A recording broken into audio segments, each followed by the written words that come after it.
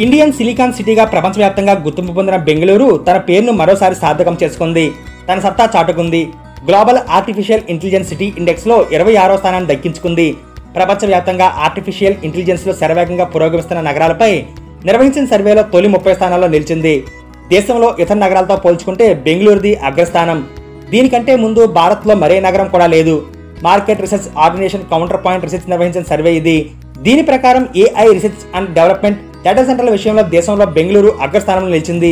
2025 AI city index ప్రకారం అనేక భారతీయ నగరాలు ప్రపంచ ర్యాంకింగ్లో వేగంగా పురోగమిస్తున్నాయి. ప్రపంచవ్యాప్తంగా అత్యంత వేగంగా అభివృద్ధి చెందిన AI హబ్బులలో బెంగళూరుతో పాటు రియాద్, హాంగ్జౌ, సావో పాలో నగరాలు ఉన్నాయి.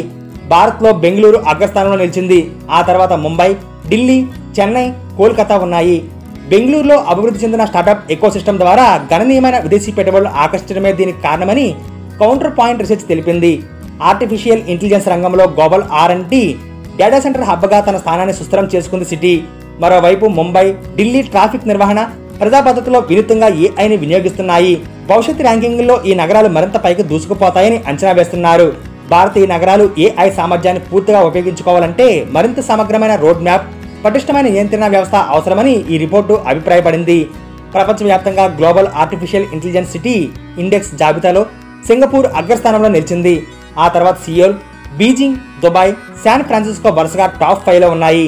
సింగపూర్ ఈ స్థాయిలో నిలవడానికి AI స్టార్టప్ ఎకోసిస్టమ్, ఆరోగ్య సంరక్షణ, రవాణా, టెలికమ్యూనికేషన్ వంటి రంగాల్లో బలమైన ప్రభుత్వ, ప్రైవేట్ సహకారం ఉండటమేనని ఈ నివేదిక తెలిపింది.